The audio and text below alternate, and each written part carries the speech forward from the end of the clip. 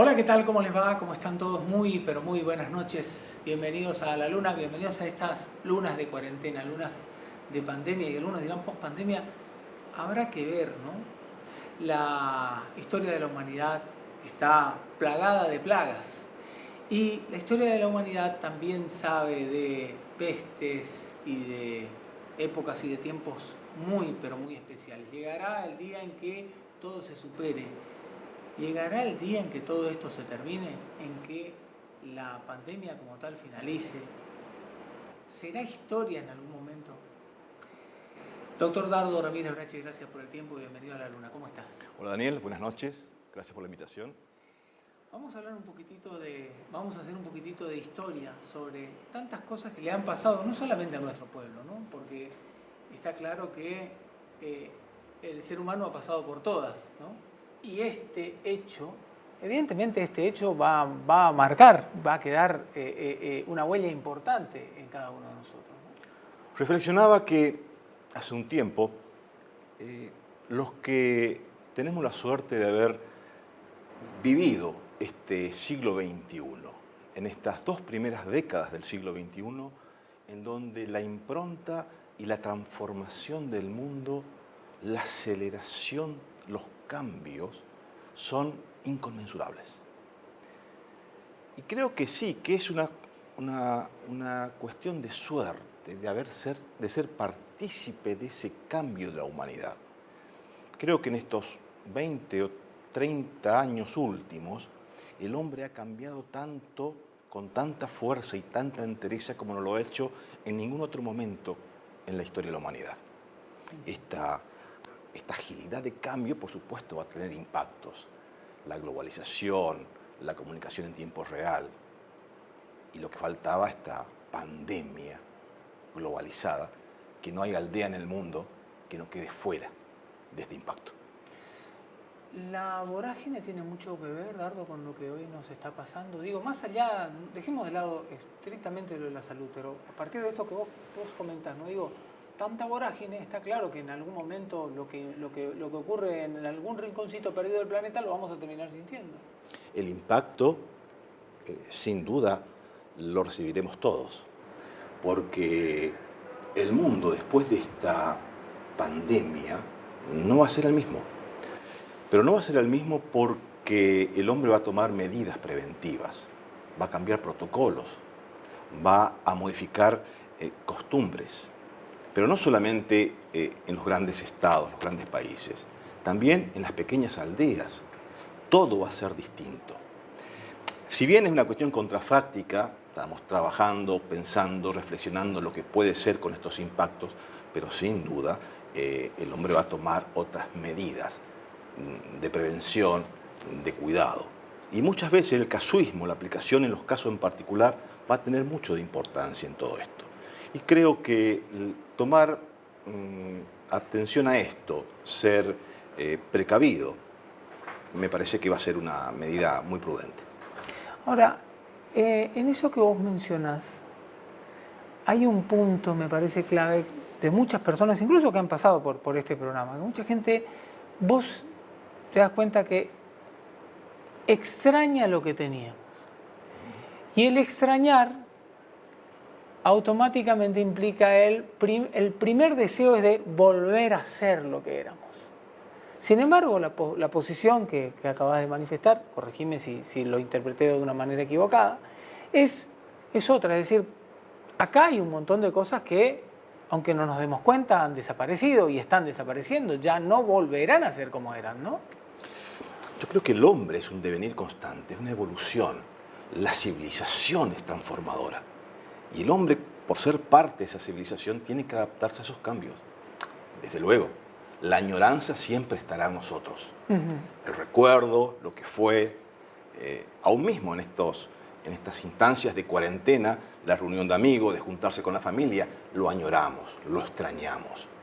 Pero son cosas de la sensibilidad propia del hombre y de nosotros mismos que desde luego no la podemos dejar de lado, pero sí debemos estar conscientes que esta transformación que va a tener el mundo por este altísimo impacto que generó una pandemia a nivel global con una diseminación casi en tiempo real, porque en 2 meses el virus estaba en todos los puntos del planeta. Esto genera también una muestra de que el mundo o las pandemias que ha tenido el mundo no fueron iguales a esta. Eso iba a preguntar, doctor. Acá no hay un punto de referencia, ¿no? No hay un punto comparativo con algo que le haya pasado a la humanidad. O sí podemos decir, bueno, hubieron pestes, hubo una peste en que más allá de que no existía la globalización, la forma en que se comportó produjo en los seres humanos, por lo menos en los que estaban cerca, situaciones muy similares y comportamientos muy similares a los que hoy pasa a nivel global. La mejor manera de comprender esto es tomar parámetros comparativos. Esta pandemia, ¿en qué se asemeja a las pandemias anteriores? ¿En qué se asemejan y en qué se diferencian? Sin duda, lo que se asemeja a las anteriores es que hay un mundo de incertidumbre porque es un virus que no se conocía. Ni como en la peste española, ni la peste bubónica, ni la fiebre amarilla, en su momento eran, digamos, debilidades de la salud, enfermedades, virus, bacterias, que no se sabía su comportamiento y su final. Tampoco sabemos del coronavirus. Entonces ahí encontramos, me parece, en este aspecto de análisis global del mundo, de la política general, me parece que es uno de los puntos de coincidencia de las pandemias anteriores que ha tenido la humanidad. No se sabe bien cómo ni cuándo terminará esto. Si bien está controlado, pero la ciencia de este siglo XXI no ha encontrado la tapa, el límite, el techo para este virus. Y las coincidencias también podemos agregar como coincidencias de una globalización, porque en aquel momento también, si los medios de comunicación eran mucho más lentos, eran más relegados, pero las pandemias se difundían años tras años. Las pandemias de la peste bubónica europea en la Edad Media venían de Oriente, demoraban con las propias ratas que venían de los buques, que llevaba todo un proceso mucho más lento, desde luego, pero al cabo de los meses llegaba y se transformaba y se diseminaba como aceite estas pandemias. Alguien me dijo hace un tiempo atrás en este programa y realmente me hizo reflexionar al respecto, digo, ponernos a pensar, me decía, ¿te pusiste a pensar que en realidad nosotros le vamos a contar a nuestros nietos que fuimos parte de? No podíamos, como me dijo él, no te puedo decir que vamos a estar en los libros porque no sé si los libros van a seguir de acá a 20, 30, 50 o 100 años. Pero sin lugar a dudas es un punto de quiebre, es un punto importante, es algo que marca un antes y un después, incluso en estas 2 décadas, dado que vos estás mencionando, ¿no? Claro, volvamos a esta primera reflexión. Somos partícipes, protagonistas de un momento en la historia de la humanidad en donde la transformación es casi total. En avances científicos, en avances, en cambios culturales, y se nota con esta debilidad de la pandemia. Y los cambios van a ser fortísimos, Daniel, fortísimos en el sentido, afirmando lo que decía antes, de que la transformación se va a sentir, porque las conductas van a cambiar, los protocolos para viajar, para trasladarse, van a ser diferentes. En lo que me cabe a mí, la manera de enseñar. Ya estamos trabajando en la universidad con otros parámetros, otras variables, otros instrumentos. La enseñanza virtual, donde antes sí había algunos elementos que eran apoyativos a la presencialidad en la clase. Hoy por hoy tenemos que trabajar y transformarnos en partes de una aula virtual. ¿Tiene sus ventajas? Sí, la espontaneidad, la rapidez, la conexión inmediata. ¿Tiene desventajas? Muchas. Yo no cambio la presencia del profesor-alumno, donde ver a los alumnos, las reacciones, los sentimientos, la necesidad de participación, saber lo que uno piensa, pero no solamente con las palabras que uno dice, sino lo que piensa con los gestos. Y eso se va a perder. O por lo menos, si perdemos la presencialidad, vamos a perder ese valor. ¿Definitivamente? Y creo que sí, porque en la virtualidad está todo más lejano, más distante, más frío, más díscolo muchas veces. En cambio, la presencialidad tenemos la aproximación de las realidades humanas, de los sentimientos, de las expresiones, de las sensibilidades que la virtualidad nos aleja. Doctor, ¿sabes qué? En un momento, cuando te escuchaba recién, digo, es cierto, o sea, esta transformación de los últimos años, pero si yo quiero comparar lo que pasó en los últimos años con lo que pasa ahora, con lo que ocurre ahora, es que quizás mucho de eso que nos cayó como una gran ola, no nos dimos cuenta. O sea, de golpe estabas metido en un mundo en el que si te parás y decís, bueno, miro cómo era yo hace 40, 50 años atrás, y es muy diferente. Ahora, acá sí hay un punto de inflexión en el cual, a través de un hecho puntual, nos vemos obligados a transformar casi de la noche a la mañana, ¿no? Nuestros hábitos cambiarán rotundamente. Pero esta cuestión de la sorpresa de los hechos, de los actos, es común. Uno no espera estas cosas. Uno no es que se prepara para que esto ocurra. Esto lo demuestra tal como está el mundo. Los cambios cíclicos que va a tener en la historia de la humanidad en el último ciclo, las pandemias, las guerras mundiales, las transformaciones, los movimientos sociales, no es que están encapsulados y esperando que sucedan, no, pasan.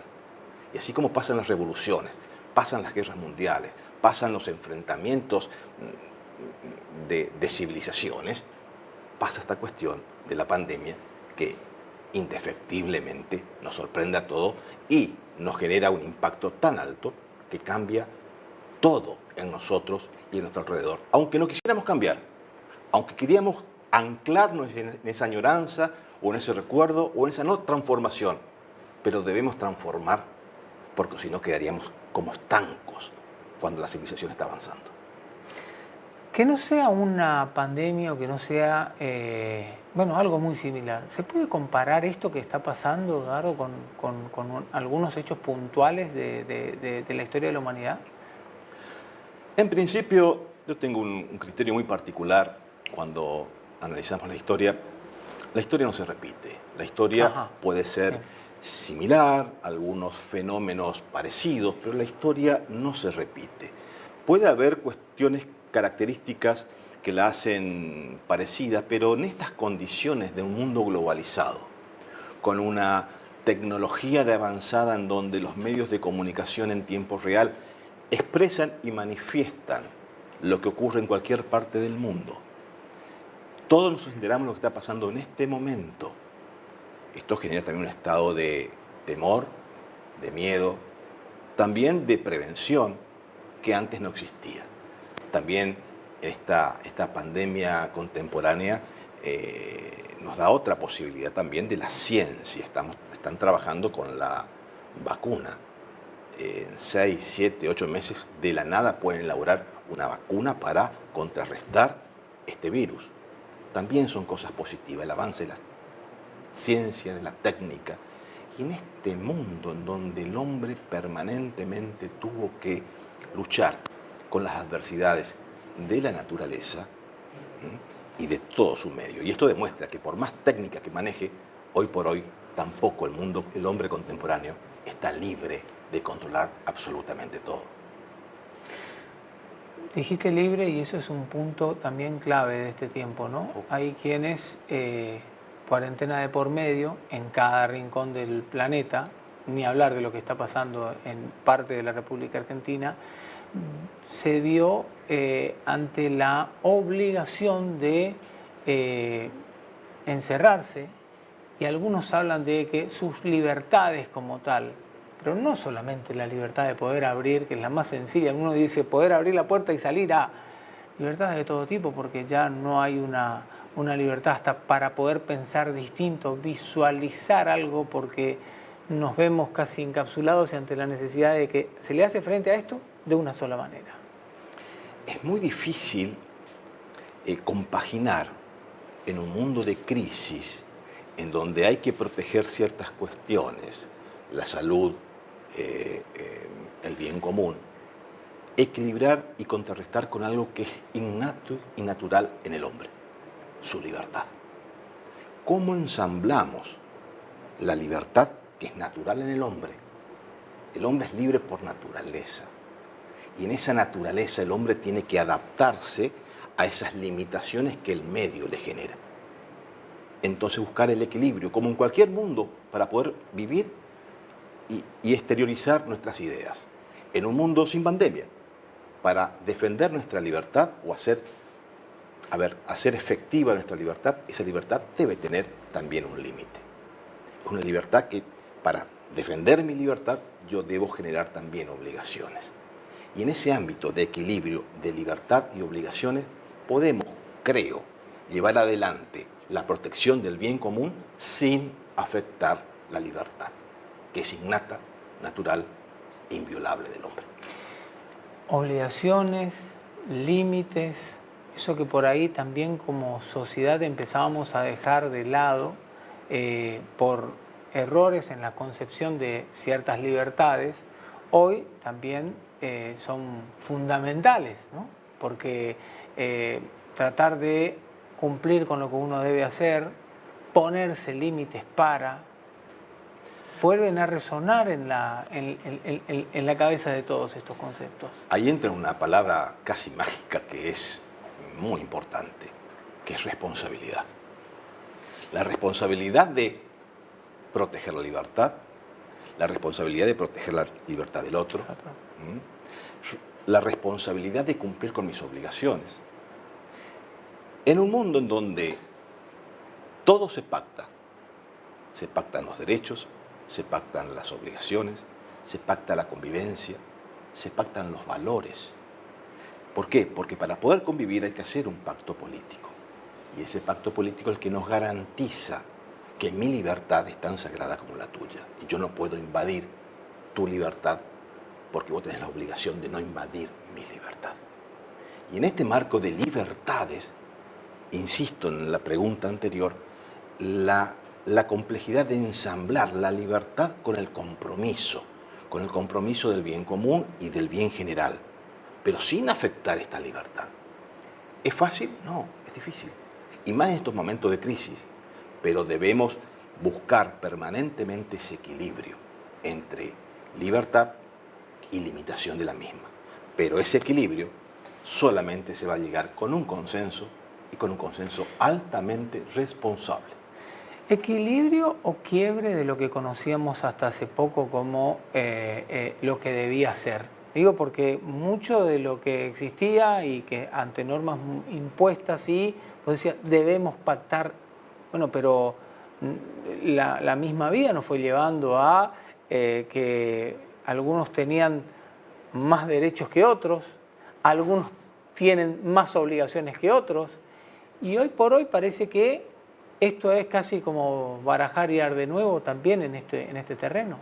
Bueno, en el pacto que hablaba anteriormente, genera la responsabilidad de que nadie tenga más derechos que otro ni obligaciones que otro. Lo que pasa es que en la debilidad del hombre, en los errores del hombre, están esos vicios. Pero tenemos el pacto, tenemos el orden, tenemos lo que debe ser. Luego están las debilidades, que por ahí hostigan contra ese pacto. Y esas debilidades que hostigan son esas ventajas de aquellos que tengan más derechos o que tengan más obligaciones que otros. Insisto, esta necesidad, Daniel, de transformación que nos depara este mundo contemporáneo va a ser de alto impacto. Pero a pesar de ese alto impacto, van a haber cuestiones que no van a cambiar. Ahora hablamos de la libertad, hablamos de los derechos. Al contrario, esas libertades, esos derechos son casi inmutables. ¿Por qué? Porque creo que son de naturaleza innata del hombre. La libertad es una condición natural del hombre, que en cualquier circunstancia y en cualquier medio en donde el hombre y la civilización esté, es una condición que se debe sobrevivir. Se debe sobrepasar cualquier corset, cualquier límite, porque limitando esa libertad es limitando al hombre, limitar al hombre mismo. Por eso, reivindicar la necesidad de la libertad responsable me parece que también es una enseñanza que nos va a dar esta instancia de crisis. Ahora, esto es nueva normalidad a partir de ello o es un recupero de la normalidad que alguna vez supo ser y que vaya uno a saber por qué cosa fue cambiando? Y dependerá de nosotros, dependerá del hombre, dependerá de los propios pueblos que adapten, que cambien, que apliquen sus costumbres a estos nuevos modismos. También dependerá del impacto que en el futuro genere esta pandemia. ¿Dejará secuelas? No lo sé. ¿Tendrá efectos colaterales? Tampoco, ni la propia ciencia lo sabe. Lo que sí debemos tener por certeza es que la transformación de hábitos y de conductas se va a dar. Para el final y a nivel personal, Doc, lo peor y lo mejor de este tiempo.